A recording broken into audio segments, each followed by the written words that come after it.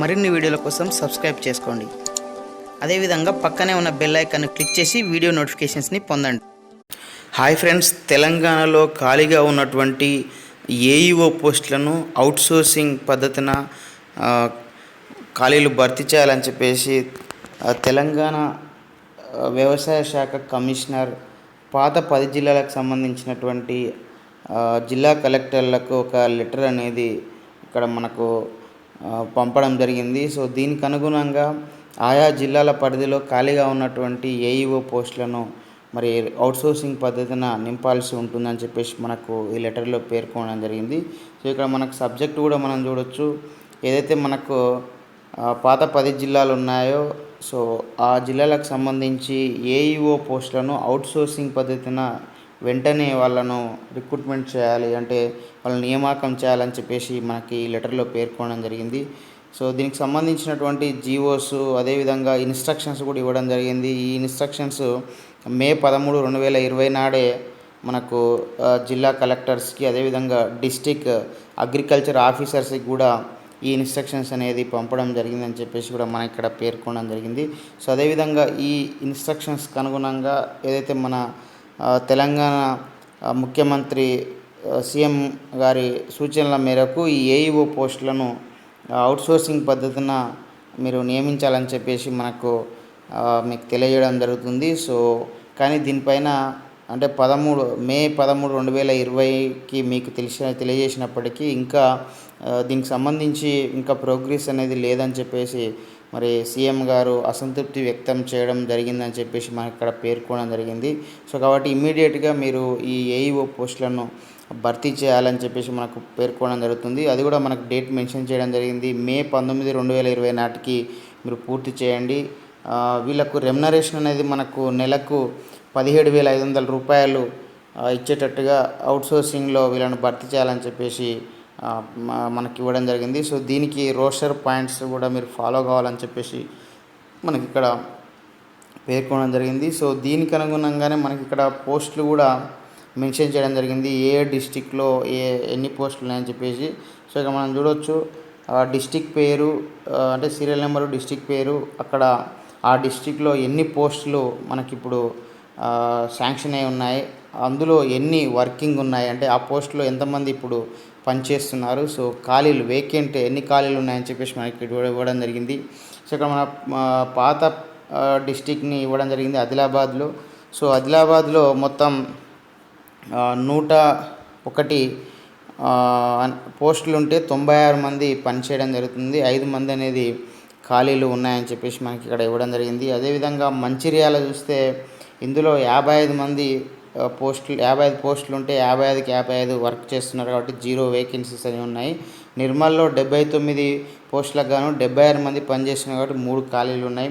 అదేవిధంగా ఆసిఫాబాద్ చూసినట్లయితే 70 పోస్టుల్లో ఉన్నట్లయితే 53 మంది మరి పనిచేస్తున్నారు కాబట్టి 17 పోస్టులు అనేది ఖాళీగా ఉన్నాయని చెప్పేసి మనకి ఇవ్వడం జరిగింది. సో ఇట్లా మనకు పాత ఆదిలాబాద్ జిల్లా చూసినట్లయితే పరిధిలో మొత్తంగా 305 పోస్టులకు గాను 280 మంది పనిచేస్తున్నారు. సో 25 ఖాళీలు అనేవి ఉన్నాయని చెప్పేసి మనకి ఇవ్వడం జరిగింది. సో ఇట్లే మనకు కరీంనగర్, జగిత్యాల, పెద్దపల్లి, సిరిసిల్ల, తర్వాత ఈ కరీంనగర్కి సంబంధించిన సబ్ టోటల్ ఎన్ని పోస్టులకు అంటే 260 పోస్టులకు 250 మంది పనిచేస్తున్నారు కాబట్టి ఇంకా 10 ఖాళీలు ఉన్నాయని చెప్పేసి ఇట్లా ఇవ్వడం జరిగింది. సో మొత్తం మీరు ఇక్కడ చూడవచ్చు ఏ జిల్లాలో ఎన్ని పోస్టులకు ఎంతమంది పనిచేస్తున్నారు, ఎన్ని ఖాళీలు ఉన్నాయని చెప్పేసి మనకి ఇక్కడ ఇవ్వడం జరిగింది. సో ఇట్లా మనకు మొత్తంగా చూసినట్లయితే మొత్తం పోస్టులు 2,638 పోస్టులకు గాను 2,444 ఏఈఓలు ఇప్పుడు పనిచేస్తున్నారు. ఇంకా 194 పోస్టులు అనేవి ఖాళీలు ఉన్నాయి కాబట్టి ఈ 194 పోస్టులకు సంబంధించి మీరు వెంటనే అవుట్సోర్సింగ్ పద్ధతిన వాళ్ళకు నియామకాలు చేపట్టాలని చెప్పేసి కలెక్టర్ పాత 10 జిల్లాలకు సంబంధించిన కలెక్టర్స్కి ఆదేశాలు అనేది జారీ చేయడం జరిగింది. సో దీనికి అనుగుణంగానే పత్రికా ప్రకటన కూడా విడుదల చేయడం జరుగుతుంది. సో ఇక్కడ పాత మహబూబ్నగర్ జిల్లాకు సంబంధించినటువంటి పత్రికా ప్రకటన కూడా రావడం జరిగింది. సో అందులో ఉన్న విషయాలు కూడా మనం ఒకసారి చూద్దాము. సో ఇక్కడ మనం చూడొచ్చు పత్రికా ప్రకటన. ఇందు మూలంగా మహబూబ్నగర్ జిల్లా కలెక్టర్ మరియు మెజిస్ట్రేట్ వారు తెలియపరిచినది ఏమనగా జిల్లా సంయుక్త వ్యవసాయ పూర్వ మహబూబ్నగర్ జిల్లా నందు అవుట్సోర్సింగ్ పద్ధతిలో ఈ క్రింద తెలియపరిచిన ఉద్యోగమునకు కింది నియమ నిబంధనలు కలిగిన వారు దరఖాస్తు చేసుకున్నట్టు అర్హులని చెప్పేసి మనకి ఇక్కడ ఇవ్వడం జరిగింది. సో పోస్ట్ పేరు వ్యవసాయ విస్తరణ అధికారి అంటే అగ్రికల్చర్ ఎక్స్టెన్షన్ ఆఫీసర్ అంటాం మనము. సో దాన్ని షార్ట్ ఫామ్లో ఏయూ అంటాము. సో మహబూబ్నగర్లో 26 పోస్టులు అనేవి ఖాళీగా ఉన్నాయి ఉమ్మడి మహబూబ్నగర్ జిల్లాలో. సో దానికి సంబంధించినటువంటి కేటగిరీ వైజ్గా కూడా మనకి ఇక్కడ ఇవ్వడం జరిగింది. మళ్ళా క్వాలిఫికేషన్ వైజ్గా కూడా ఇవ్వడం జరిగింది. ఇక్కడ కేటగిరీ కమ్యూనిటీ వైజ్గా ఇక్కడ క్వాలిఫికేషన్ వారికి ఇవ్వడం జరిగింది. సో ఓసీ జనరల్లో బీఎస్సీ అగ్రికల్చర్లో 3 పోస్టులు, అగ్రికల్చర్ వాళ్ళకు 3 పోస్టులు, అదేవిధంగా అగ్రికల్చర్ ఇంజనీరింగ్ వాళ్ళకు 1 పోస్టు, డిప్లొమా ఇన్ అగ్రికల్చర్ వాళ్ళకి 5 పోస్టులు కేటాయించడం జరిగింది. మొత్తం పోస్టులు 9. సో ఇట్లా OC women, BCA women, BCB women, BCD women, SC women, ST women, VHW అంటే విజువల్ హ్యాండిక్యాప్డ్ వాళ్ళకు, ఉమెన్ వాళ్ళకు ఇట్లా మనకు మొత్తం అనేది మనకు పోస్టులు ఎన్ని ఉన్నాయని చెప్పేసి మనకి ఇక్కడ ఇవ్వడం జరిగింది.